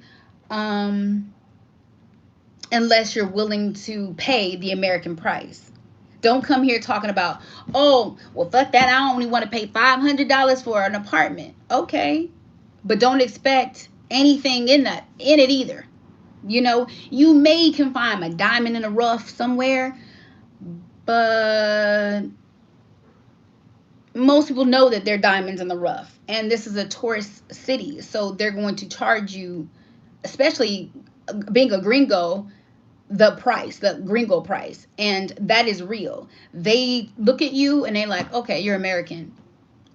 I'm charging you American prices. And that's the truth. It's a real thing. And I can't be mad about it either because we don't earn the same money as them. And it's not fair for us to come over here and pay $2 when people work all day to earn that same $2. You understand what I'm saying? So it's being respectful and following however it is. It's kind of like college to me. Like, you come out of state, you go to an out of state college, you pay more in tuition, and if you don't like it, you stay in your own state and you go to college there. That way you don't have to pay the out of state tuition. And that's the same way I feel here. Doesn't mean I enjoy being price gouged, but I usually shop where there's posted prices. I don't haggle anyways. And I'm usually around other Mexican people who are going to tell me what the true price of things are. So I'm not, I don't get got. Um, what else? I know I was forgetting something. I started talking about everything else and was forgetting the whole purpose of this video. But that's a big thing. The time. You can't be like, oh yeah, well, it was 10 o'clock and you didn't come here at 10 and I'm mad. Nobody cares. Nobody cares. Just, that's not how they do things here. Now, maybe in the bigger city, they'll be a little bit more time conscious, but I'm not sure. I was in a bigger city and I didn't like it too much. I thought it was beautiful, but I prefer my little small beach town where I can just go right on the corner and get me a fresh loaf of bread. And there's fruit right here. And, like, I just like the small town now. Like, big city girl like the small beach town, where I can wear whatever the hell I want and no one cares and everyone's high and things like that. Um, Rent. I talked about rent. I talked about gas. That was the first thing I talked about because I was like, oh my God, how do I do this? Um, oh, this is another thing that's really interesting. When I was little, they used to have like the milkman used to come around and deliver milk and things like that. They still have that here, but he's not the milkman. He's the soda man, and he works for Coca-Cola. And they literally have like these little microphones, and it says like where they are. And sometimes they don't. Like the waterman comes and he just yells out CL. So if you hear them, you in luck, and then you can also call them. You can send them a WhatsApp and they'll come to you and deliver like Coca-Cola products and things like that, which I thought was really neat. Um, but they do things very differently. And most things are done by hand here. Everything, like when it comes down to like paperwork and stuff, is done by hand. And my immigration specialist does everything by hand because that's just how they do it.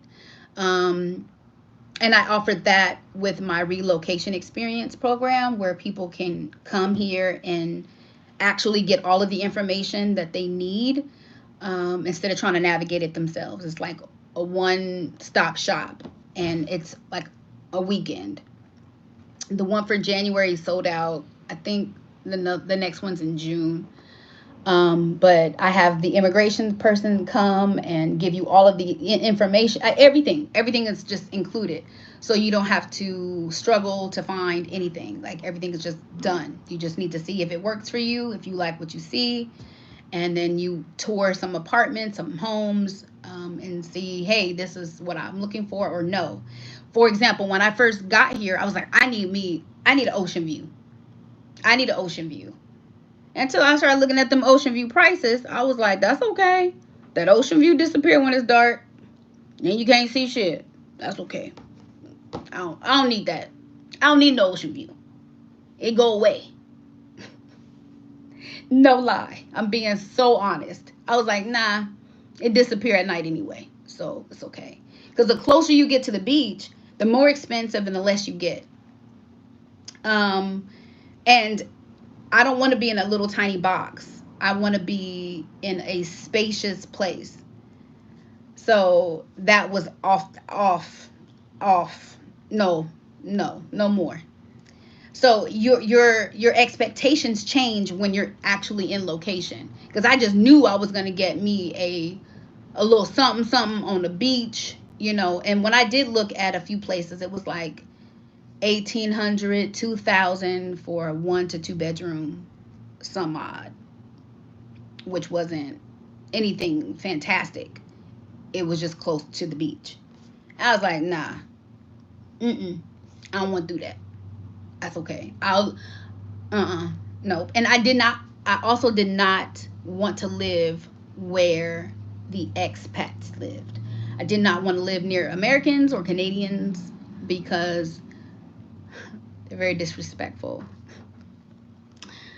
And I didn't want to deal with that all day. I wanted to live amongst Mexicans, not Americans and Canadians and others. I didn't want to do that. I wanted to live where the Mexican people are.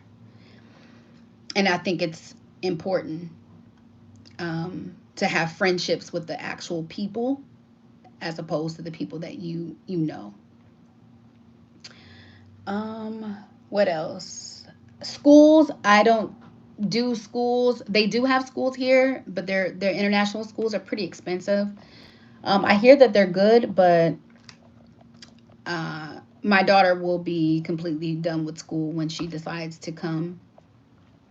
But she's living her little life right now. She has a car. She has all of these things, so she living her life right now.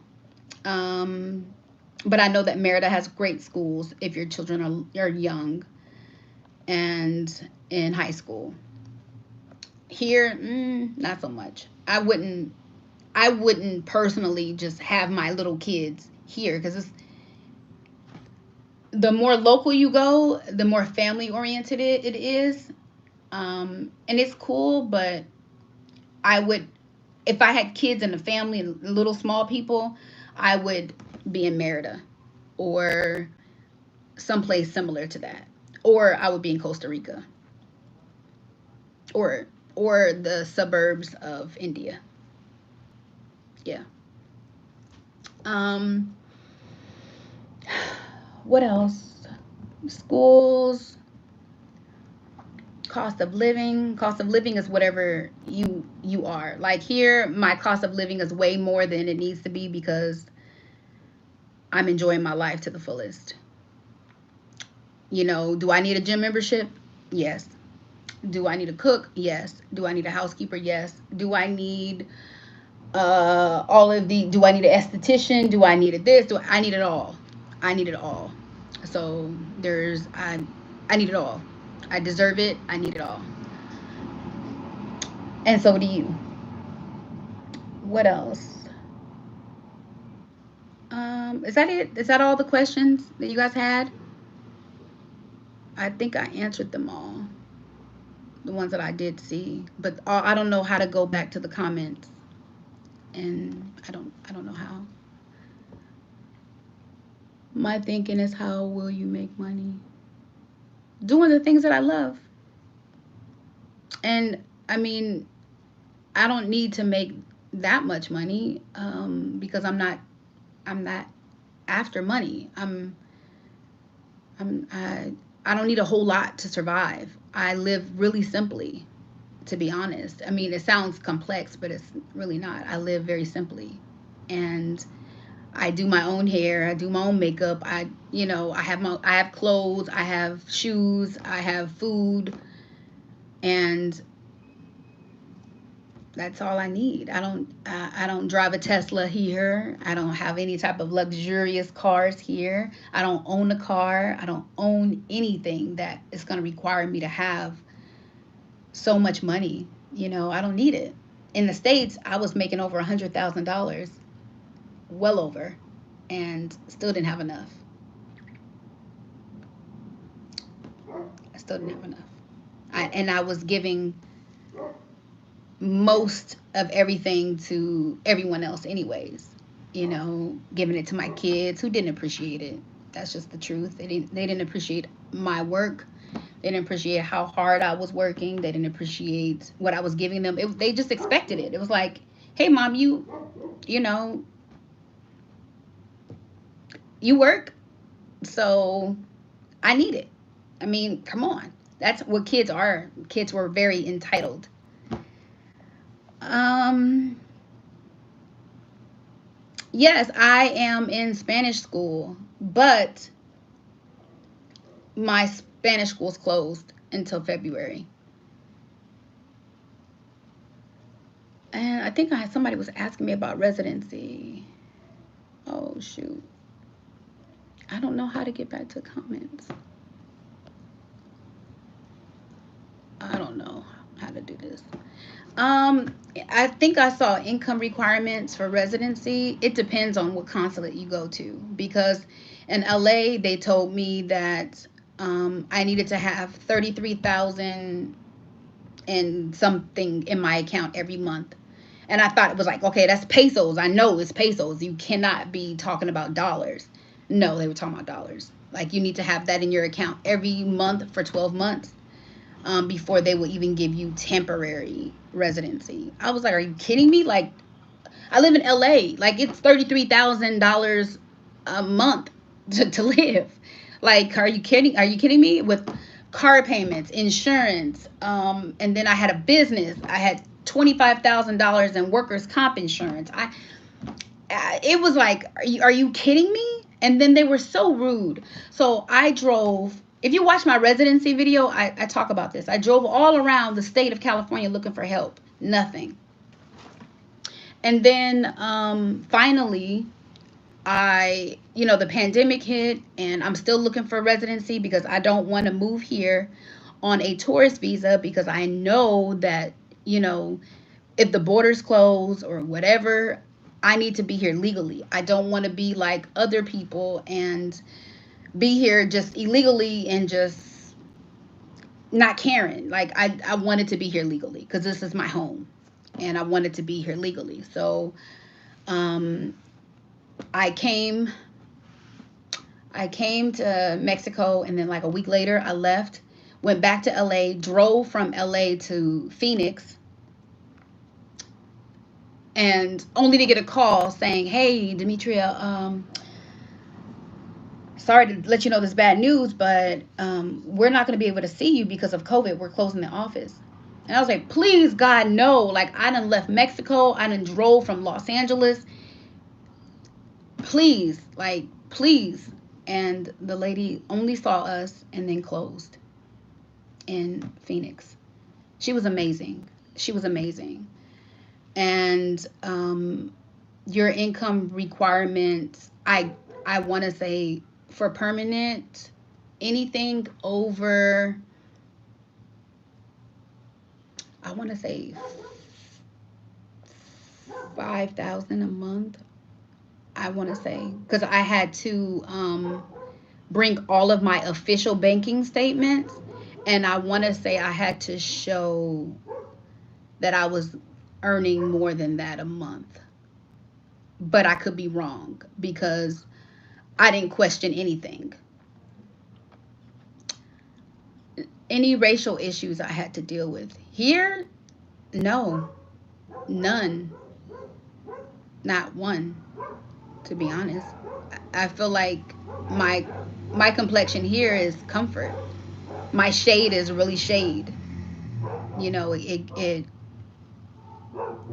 it's not even looked at, as something that can is talked about. No one says there's the black girl Michi. No, it's like, oh, there's Michi. That's how it is. No one looks at me any differently, except the white expats, because I'm here with them, and they're looking at me like, how are you here? I, the world must be crashing if there's a black person that's moved here too. Like, that's how many of them think. Like, they are, they come here and they bring their rules and expectations to the Mexican people. It's really disgusting, to be honest. But they look at me like, how are you here? And I'm like, I'm here the same way you here, because I want to be. I did see a message that just popped up, and I didn't see it. Like, I don't know how to get to the messages or the comments. I don't know. I'm sorry, y'all. But residency is something that I definitely encourage people to get if they are planning to move someplace permanently. And I am permanently here. I have nothing left in the United States other than my children. But no physical anything. I got rid of everything. And when I did, I lost $40,000 in equity in my home. I gave away everything to the trash company, bikes, furniture, clothes, shoes. I just paid them to come and take it all. I didn't sell anything. I didn't recoup anything. All of my businesses crashed. Everything that I had just started crashed. I lost all of my money and everything. And I'm still here without having $0. I think I had 3,000 at that time when I finally moved. I had $3,000. Girl, right?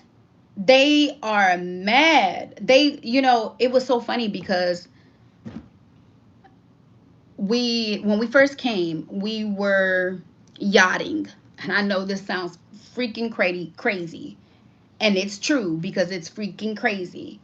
We were yachting, private yachting, okay, just us two, for a few months. Actually, we just yachted in December, and then a friend of ours started his own yacht company, and he invited all of us out to explore his boat. And his boat is, I mean, it's beautiful. It's so big, and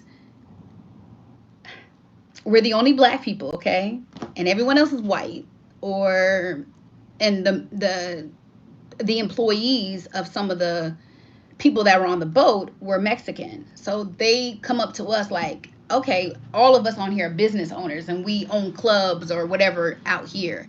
What do you do? I was like this, and I went back to drinking and swishing my shoulders around. This, this. That's literally my answer. This. Because they seem so perplexed as to why it is that I am here with them too. Like, don't you work? I do what I enjoy doing, and money will come to me. I'm not worried about it. They seem so they seem angry about it too. Like, why are you here? But the Mexican people are like, hey, hi. Like, that's just how amazing they are.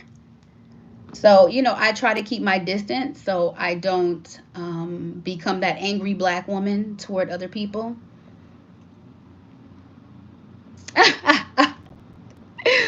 My own black affairs. I like that. I just tell them this. And they look up and look so like, what do you mean this? Live my life, doing what I'm doing, enjoying the same wine and fruit and cheese that you're enjoying, paying the same pesos that you're paying. And they don't like that. They don't like that. They be like, and I don't care. I just that on those days I know I'm gonna be outside with others. And if you guys saw my other video, I talk about the tourism, how they just come here and they're so disrespectful. They don't wear a mask. They don't do anything. They're like, YOLO. I don't care if I get people sick. So I'm very, very happy that, they have to take COVID test to go back to the States. That's amazing. That way you're responsible for spreading, and whatever happens to you happens, because they come here, they're so disrespectful, so disrespectful. Follow the rules. This is too much. And then this another lady posted in these expat groups. Ooh, they're vicious. I try to avoid them because they're very, very, very, very, very, very, very low-key racist. So this white lady post that Mexicans don't deserve to breathe the same air that she does.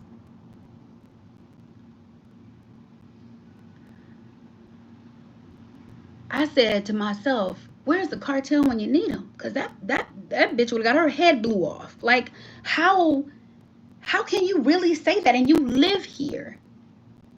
You live here. You live here. And not said it to just her friends, but said it on a public platform.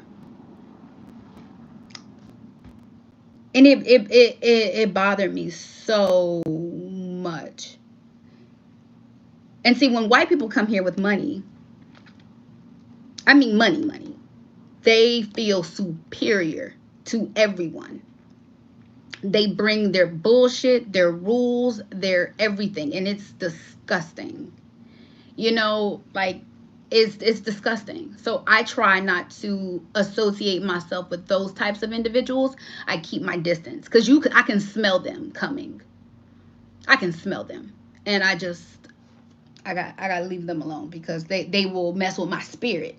So I have to let them go because they mess with my spirit, and then they mess with my people. And the Mexican people are my people. You fucking with the wrong ones, and I don't want to have to become that stereotypical angry black woman and drag them or hit them in the throat. And I'm too cute for jail. I'm just too cute for especially Mexican jail. Like, I mean, no, can't happen. So I just try to stay in my lane and love the people who allow me to, and the ones who got some other old types of thoughts, I just let them go. Just let them go. I saw a question: how much do you need a month to live comfortably? Again, this is all about you. If you just want to have a simple life,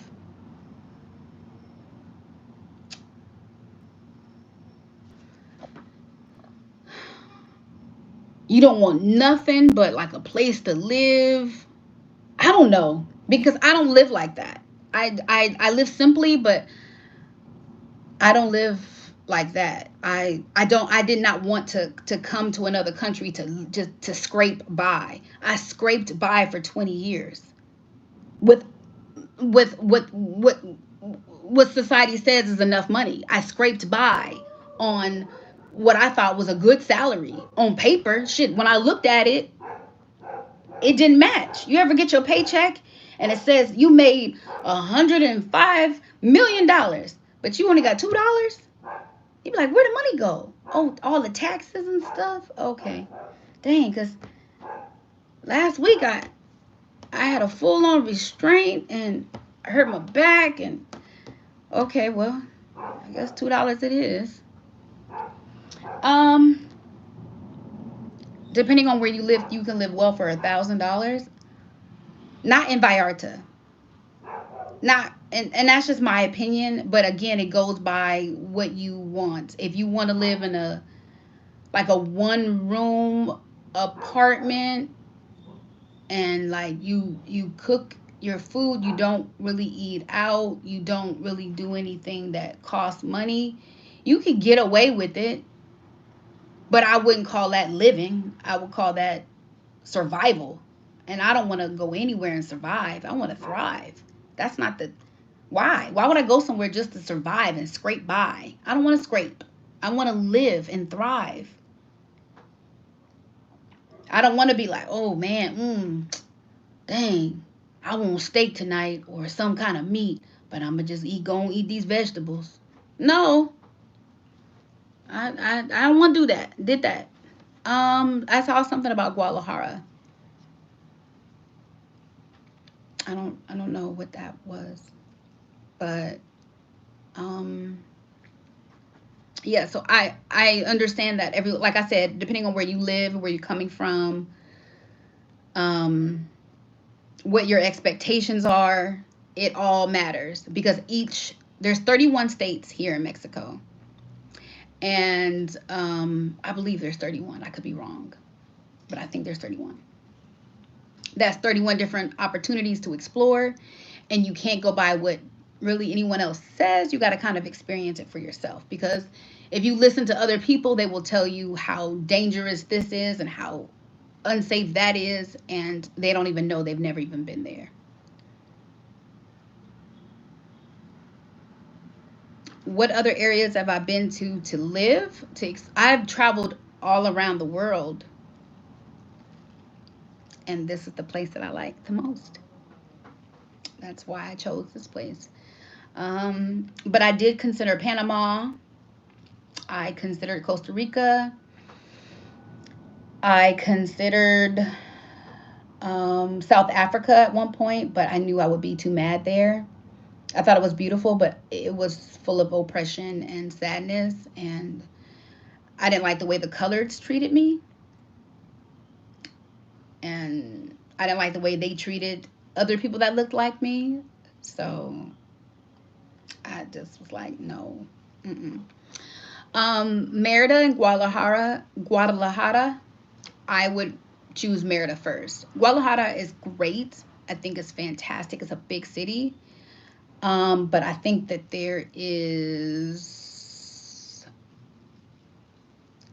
I think Merida is better. Guadalajara is great for shopping and for high tech and for jobs. If you want to work, you want to go to a big city. Also, oh, this is a big tip for you guys. I share this a lot in my private group on Facebook, but for those of you who want to live abroad and you want to work and you don't want to work remotely, like you want an actual paid position that still earns US dollars, I highly suggest you go online and what is it called? I want to make sure. I think I'll put it in the link below. It's like government jobs, but it's from the U.S. government. So you can come and work in the United States consulate in Merida. You can work in the consulate in Mexico City. You can work doing whatever. in a hub wherever in the world. It doesn't have to be Mexico. You can go and work for the consulate in Turkey. You can go and work for the consulate in South Africa and Egypt. Wherever there is a United States consulate or embassy, you can apply to work there. And you get paid well. They take care of most things. Also, if you're young, do the student exchange program through the states. The department website has that as well. If you're a teacher and an educator, the United States government also has an exchange program for you, which is amazing. So those are things that we didn't know about as Black people, because we not going we it was the culture of we not going nowhere. But I mean, now that you guys see that there's other opportunities outside the US that are amazing, you can absolutely look at other amazing opportunities that are with the United States government and make a really decent salary and live well. Okay? Live well. So, that way you're not here struggling. You're not doing things that you don't enjoy doing. If you don't want to teach online, you ain't got to teach. These kids bad. These kids are bad as hell. You don't got to teach them. You don't have to do that just so you can have freedom. No, I'm not sacrificing one for another. I want you to be completely happy. There's so many jobs, okay, that you can work within the United States and still have that freedom and flexibility. And they give you work visas. So you don't have to worry about any of that type of process. Everything is pretty much done for you, and you have your experience. And you can do this all over the world. Like, come on. Like, that's like a jewel right there. No one tells us these things. You want your kid to actually go and experience education abroad, apply. We need more representation in other countries. That way, when people are not touching my skin and my hair because I'm somewhere and I look so foreign to them. We travel too. We do everything. We are here. Oh, thank you. Thank you. I share a lot of tips on Facebook though. But there's no excuse. If it's something that you want to do, you'll do it. You'll figure it out. And it's not always about money. I want people to get away from that. Well, I would move, but I just don't have the money. Yes, you do. Stop buying $200 sneakers. Cook at home. Like, you can have culture. You can have opportunity. You just have to want it. It won't come to you for free. You got to have some sacrifice and do it. You just got to do it. Oh, Michi girl, you better than me. I can't do that. I would want to though, but no, no, no, no. That ain't for me. Okay, it's not for you. It's fine. But then don't be mad and underneath my comments talking mess. Just say it's not for you, and that's fine too. It doesn't have to be. But for those that it is, let me share and let me help. Yes, saving your money. I wasn't a big saver because I couldn't be. I had to pay for everybody and everything. So I didn't have a lot of money saved. I had about $3,000, and that wasn't much of anything. But hey, it was something, and I still made it out despite not having, and so when people tell me you need, 10 years salary saved up, you need a whole huge plan in place, none of that shit mattered to me. None of it. I didn't have money saved up. I didn't have a plan in place because COVID hit and changed my